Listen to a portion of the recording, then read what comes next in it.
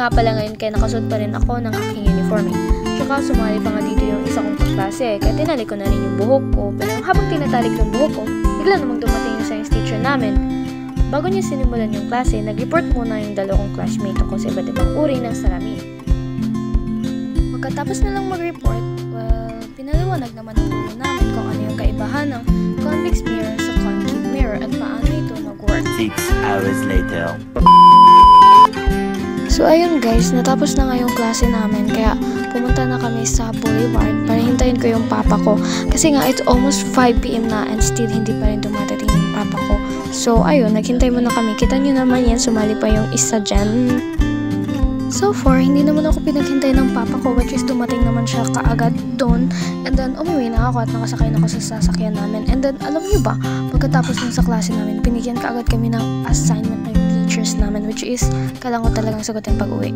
So ayun na nga guys, pag-uwi talaga pagkatapos namin kumain, ayun, sinagutan ko na yung isa kong assignment which is yung science. So ayun na nga guys, kitang-kita sa video na napapagod na talaga ako kasi nga hindi lang talaga yung science yung sinagutan ko which is nag-study din ako sa ibang subject kasi balita ko may quiz na magaganap bukas.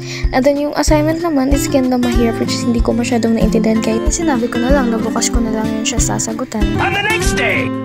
Everyone, so it's already 6:20 and punta talaga ako dito sa school ng maaga kasi nga I need to finish my assignment last night kasi di ko siya natapos kasi nakatulog ako and then ayun tatapusin ko siya right now. Ito nga pala yung actual scenes ng pagsagot namin ng science. At first, akala ko is that ako lang yung hindi nakatapos pero marami din pala kami lang yung nauna sa room kasi medyo maaga pa yun eh.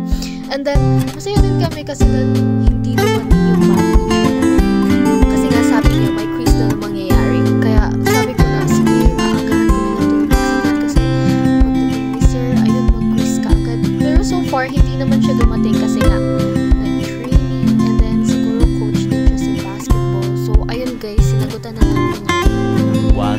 One eternity later.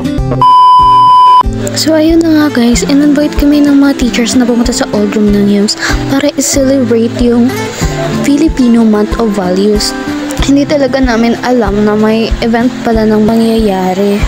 Okay naman yung events, mayroong nag-cosplay ng mga goddess pero sayang nga lang, walang grade 10 representative kasi nga hindi namin aware na meron palang events na mangyayari.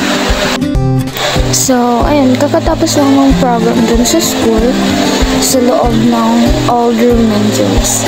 And, pauwi na ako. Kasama ko nga pala dyan si Nildren. And then, iniintay ko na yung papa ko kasi 5 PM na. And then, hindi pa rin siya dumadating. Kasi nga, usually, dumadating siya mga 5:30. So, hinihintay ko na lang siya dun sa boulevard. So, yun na nga guys. Bye!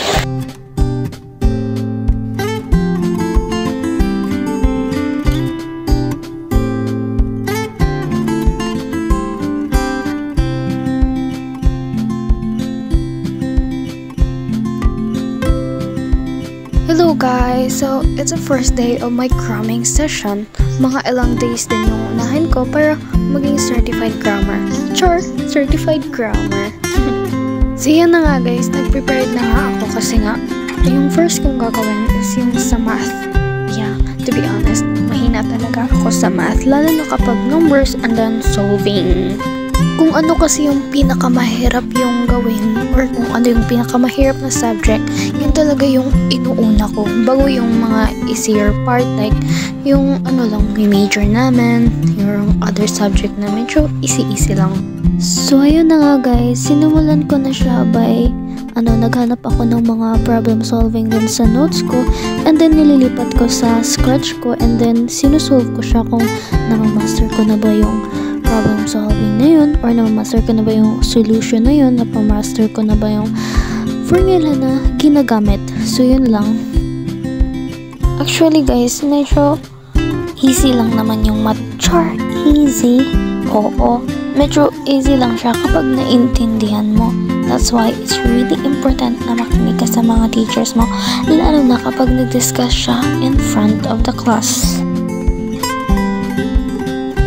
Sa loob ng room ko nga lang pala tinapos yung compilation paper ko sa English. Kita yun naman nagkakat na naman ako ng mga stickers. Kasi nga sabi ni ma'am kapag marami daw designs, meron din additional points kaya hindi na ako nag-hesitate. Kaya ayun, nilagyan ko na lang ng sticker as more as I can. Char, ano daw? Pagkatapos ko na siyang kinat, ayun, nagpatulong na ako na buksan yung glue kasi medyo matigas. Kaya yan, dinikit ko na. Day 3 of my cramming session. This time, I used the method called active recall. Kung ano yung nasa mind ko or ano yung iniisip ko in a specific subject, for example, yung sa English, sinusulat ko siya sa scratch paper. Like for example, what's the definition of expository? And then, sinusulat ko siya kung ano yun. And then, after nun, sinusulat ko siya sa scratch and then chine-check ko sa notes ko kung sakto ba yung answer ko. Day 4, another day of my cramming session. Ito nga pala yung araw na sinasagatan ko yung assignment ko sa science, which is nakita nyo na sa pinakaunang clip ng video ito. Ito nga pala yung video na nahihirapan akong sagutin yung assignment ko. Pero so far, nasagutan ko naman siya ng maayos. I-insert ko na lang pala yung pictures nung nagawa kong assignment and kung ilan din yung scores ko.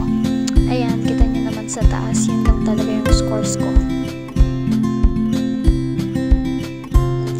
So ayun, hanggang dito na lang. Magtatapos na ang video ito. Sana may natutunan kayong tips o di kaya method kung paano mag-study lalo na pagpapalapit na ang exam. Oo, mahirap talagang maging isang estudyante. Nakakapagod siya, pero hindi naman kasi yun sapat na dahilan para sumuko ka. Dahil alam naman natin na meron tayong mga pangarap. Kaya hanggang dito na lang. Paalam!